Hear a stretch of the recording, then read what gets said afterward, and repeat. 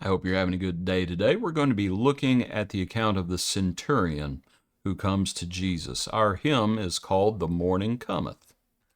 Glory to God, whose sovereign grace hath animated senseless stones, called us to stand before his face, and raised us into Abram's sons.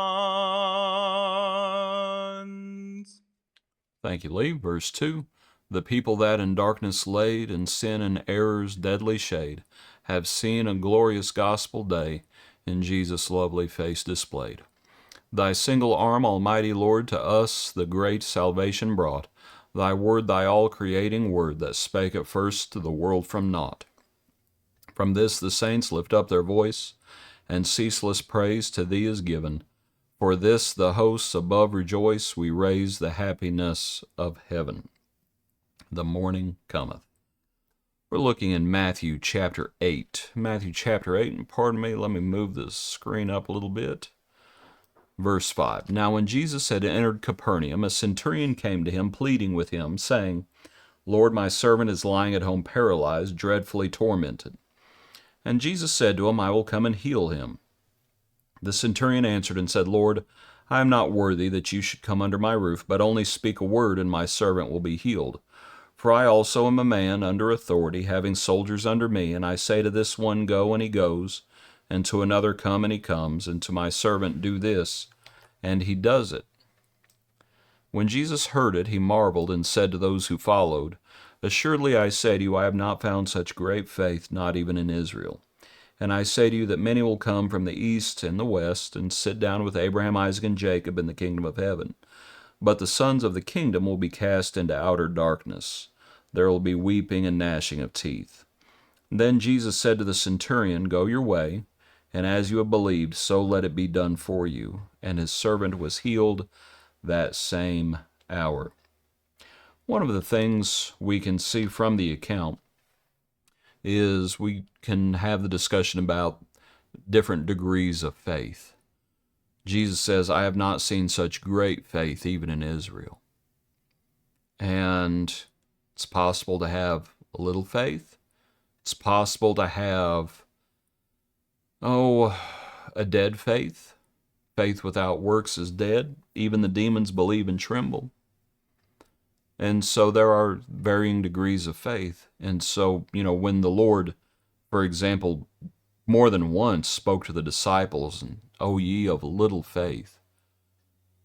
And he would say, if we have faith as a mustard seed. And so in all of those, you see these degrees of faith. Lord, I believe, help my unbelief. And we should be growing in faith. Well, this man, I don't know where his faith began, but I know where his faith is now, and he has great faith according to Jesus. And I suppose his faith would continue to grow, wouldn't it?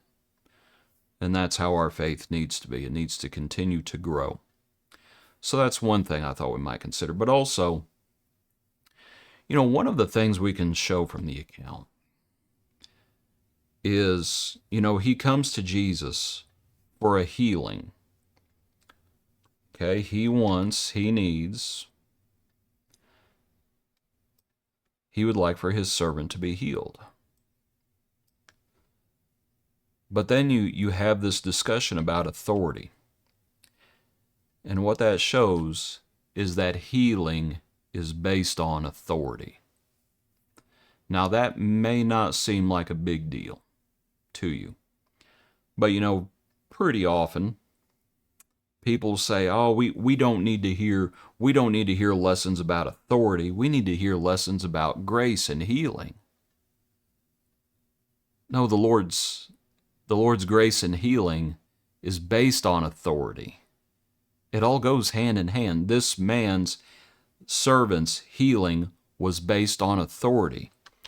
That whole business about when Jesus says, when the man says there in verse 8, but only speak a word and my servant will be healed. That part is authority.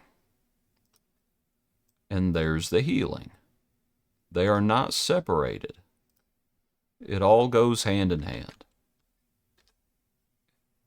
Folks need to understand that. We need to understand that, and we need to share that message with those around us. And there are folks in the church who need to understand that, because there are people in the church who say we need more lessons on healing and not as much about authority. The healing is based on authority. You can show it from this passage. One of the other things from this passage we can see is, sadly, that sometimes outsiders get it before the insiders do. You know, here this man is, and he understands it. And Jesus marveled. You might think about what it takes to make Jesus marvel. And Jesus says, many will come from the east and west and sit down. He's talking about the Gentiles. Many will come from the east and west and sit down with Abraham, Isaac, and Jacob in the kingdom, but the sons of the kingdom will be cast into outer darkness. Why would the outsiders, why do the outsiders understand this better than the insiders?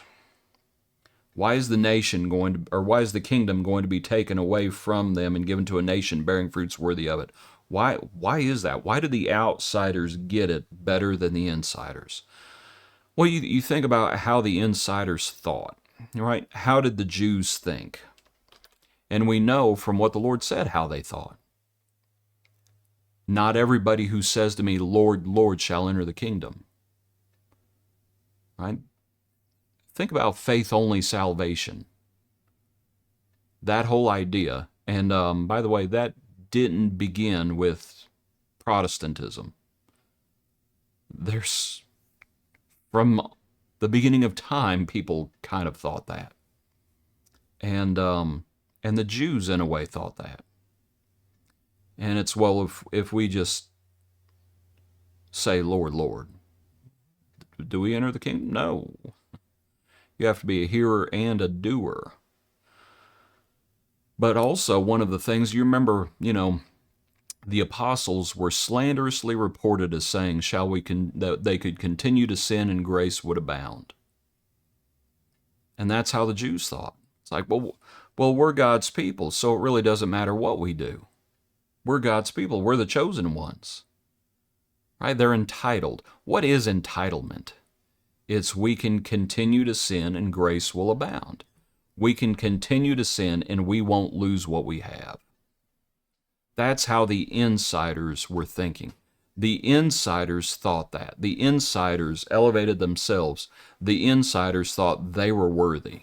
The outsiders, this man, he understands authority and he also understands humility, because he says, I am not worthy that you should come under my roof.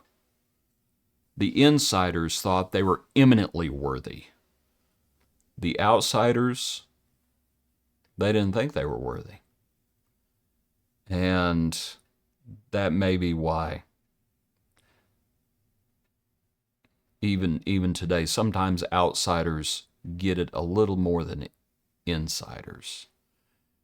You might think about that. Sometimes when people have come out of false religion, come into the church, sometimes they appreciate things a little more than those who have grown up in the church.